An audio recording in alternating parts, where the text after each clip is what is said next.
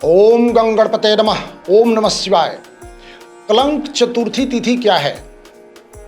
भाद्रपद मास के शुक्ल पक्ष की चतुर्थी तिथि को ही कलंकी चतुर्थी के नाम से जाना जाता है। चतुर्थी तिथि की शुरुआत से लेकर के तिथि के समाप्त होने तक चंद्रमा का दर्शन करना निषेध बताया गया है। इसीलिए गणेश चौथ वाले दिन चंद्रमा को नहीं देखा जाता है।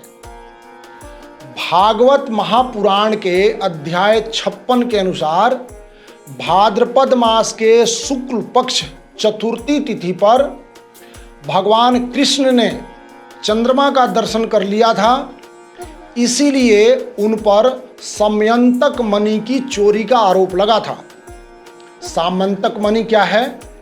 तो ये मणि भगवान सूर्य के गले में होता है। भगवान सूर्य ने अपने एक भक्त पर कृपा करके उसको ये मणि प्रदान कर दी थी।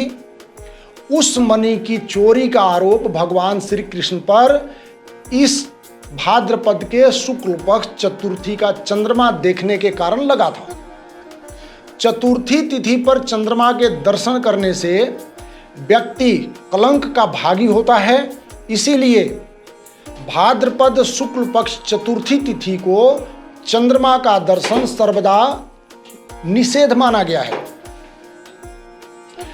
अब सवाल उठता है कि गणेश चतुर्थी पर चंद्रमा कलंकित कैसे हुआ? तो पौराणिक कथाओं के अनुसार सृष्टि के आदि काल में एक बार भाद्रपद मास के शुक्ल पक्ष चतुर्थी तिथि को देवता लोग भगवान गणेश का पूजन करके अपने घर जा चुके थे। क्योंकि चतुर्थी तिथि पर भगवान गणेश का जन्मदिन होता है, इसीलिए सभी देवता उनका पूजन करने के लिए पधारे थे।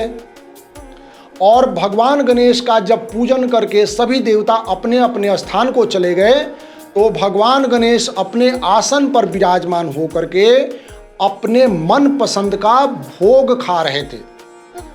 तभी चंद्रदेव यानी चंद्रमा वहां से गुजरे और भगवान गणेश को भोग खाते देख करके चंद्रदेव हंसने लगे और गणेश भगवान के सूंड और पेट का कटाक्ष करने लगे, या यूं कहें तो एक तरह से भगवान गणेश का मजाक उड़ाने लगे। चंद्रदेव के इस व्यवहार से गणेश जी क्रोधित हो गए और चंद्रमा को श्राप देते हुए कहा कि तुमको अपने रूप पर बहुत घमंड है, इसीलिए आज से तुम अपना रूप खो दोगे। तुम्हारे स्वरूप में दाग लग जाएगा, तुम्हारे ऊपर कलंक लगेगा और तुम्हारी सारी कलाएं भी नष्ट हो जाएंगी। और जो व्यक्ति आज के दिन यानी भाद्रपद शुक्ल पक्ष चतुर्थी के दिन तुमको देखेगा वह भी कलंक का भागी होगा। जिस दिन यह घटना हुई थी वह भाद्रपद मास के शुक्ल पक्ष की चतुर्थी तिथि थी। उसके बाद चंद्रमा पर उनकी 27 पत्नियों में से रोहिणी नाम की जो पत्नी थी उनको ज़्यादा स्नेह या प्यार करने का कलंक लगा और चंद्रमा के ससुर प्रजापति दक्ष ने चंद्रमा को 15 दिन में कला विहीन हो जाने का श्राप दे दिया। इसके बाद चंद्रमा का प्रभाव धीरे धीरे घटना शुरू हो गया। तब नारद मुनि के सलाह से चंद्रमा ने शिव जी की कठिन तपस्या की। भोले भंडारी प्रसन्न हुए और चंद्रमा को वरदान दिया कि 15 दिन में तुम्हारी कला छीन तो होगी, परंतु अगले 15 दिन में पुनः तुम संपूर्ण कला से युक्त हो जाओगे।